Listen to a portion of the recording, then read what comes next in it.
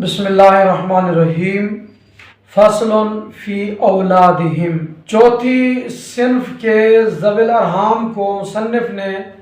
دو فصلوں میں بیان کیا۔ پہلی فصل میں صلبی ذوی الارحام اور دوسری فصل میں ان کی اولاد کا ذکر کیا، اور اولاد سے مراد پھپھی، خالہ،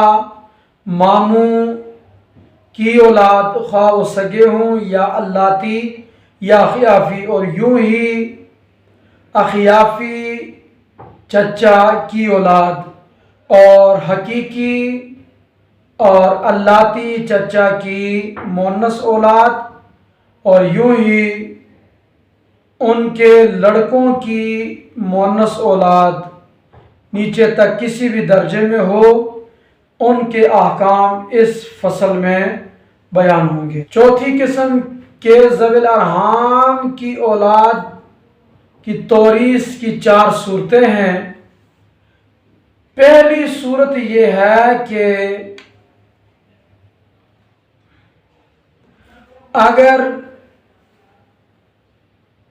صلبی ذوی الارحام نہیں ہے چوتھی قسم کے، اور ان کی اولاد میں سے کوئی ایک فرد ہو تو وہ کل ترکہ لے گا، اور اگر چوتھی صنف کے صلبی ذوی الارحام کی اولاد میں متعدد افراد ہوں اور بعض اقرب ہوں بعض ابعد ہوں، یعنی کچھ میت کے ساتھ رشتہ داری میں بالکل قریب اور بعض رشتہ داری میں کچھ واسطوں سے ہیں، تو اقرب کے ہوتے ہوئے ابعد کو وراثت نہیں ملتی۔ اقرب وراثت کا مستحق ہوگا، خواہ وہ ماموں کی اولاد ہو، خواہ وہ خالہ کی اولاد ہو، خواہ پھپھی کی اولاد ہو، خواہ وہ خیفی چچا کی یا الاتی اور سگے چچا کی مونس اولاد ہو۔ مثال کے طور پر پھپھی کی بیٹی اور پھپھی کی پوتی، یہ دو موجود ہیں تو پھپھی کی بیٹی اقرب ہے، پھپھی کی پوتی ابعد ہے، تو پھپھی کی بیٹی کو وراثت ملے گی اور پوتی کو وراثت نہیں ملے گی۔ یوں ہی ماموں کی بیٹی اور پوتی ہے، یا خالہ کی بیٹی اور پوتی ہے، تو جو اقرب ہے اس کو وراثت ملے گی۔ دوسری صورت یہ ہے کہ صلبی ذوی الارحام کی صنف رابع کی اولاد میں متعدد افراد ہوں اور سارے رشتے میں برابر ہوں۔ جتنے واسطوں سے ایک میت کے ساتھ رشتہ رکھتا ہے تو دوسرے افراد بھی اتنے واسطوں سے میت کے رشتہ دار ہوں، تو بالاتفاق توریث میں قوت قرابت کا لحاظ کیا جائے گا،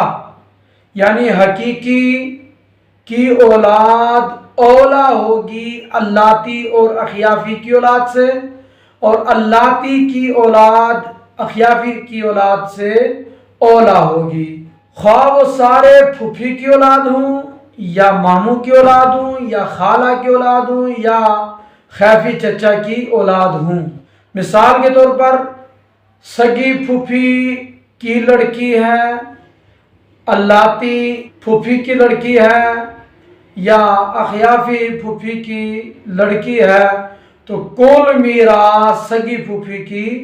اولاد کو ملے گی، الاتی یا اخیافی پھپھی کی اولاد کو کچھ نہیں ملے گا۔ اور یوں ہی سگی اور الاتی اور اخیافی خالہ کی اولاد موجود ہے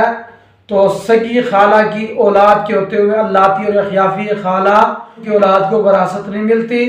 اور الاتی خالہ یا الاتی ماموں کی اولاد کے ہوتے ہوئے اخیافی خالہ یا ماموں کی اولاد کو کچھ بھی نہیں ملے گا۔ دوسری صورت یہ ہے کہ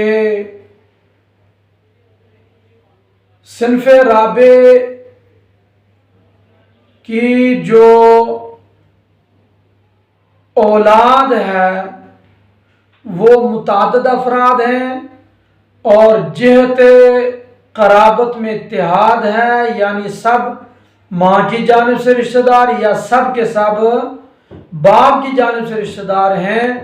اور سارے کے سارے رشتے میں برابر ہیں، تو اس صورت میں قوت قرابت کا لحاظ ہوگا بالاتفاق جو ماں اور باپ دونوں جانب سے ہے، یعنی سگا رشتہ ہے، تو وہ مقدم ہوگا اللاتی سے، اور اللاتی اخیافی سے اولا اور مقدم ہوگا، خواہ وہ ساری پھوپھی کی اولاد ہوں یا خیفی چچا کی اولاد ہوں یا خیفی چچا اور پھوپھی کی اولاد، تو سگی پھوپھی کی اولاد اللاتی اور اخیافی پھوپھی کی اولاد پر مقدم، اللاتی پھوپھی کی اولاد اخیافی پھوپھی اور اخیافی چچا کی اولاد پر مقدم، اور یوں ہی سگی خالہ یا سگے ماموں کی اولاد اللاتی ماموں یا اللاتی خالہ کی اولاد پر مقدم ہے، یوں ہی اخیافی خالہ اور ماموں کی اولاد پر بھی مقدم ہے، اور اگر سگے ماموں یا خالہ کی اولاد نہ ہو، اللاتی خالہ یا ماموں کی اولاد ہو، تو یہ مقدم ہوں گے اخیافی خالہ اور ماموں کی اولاد پر۔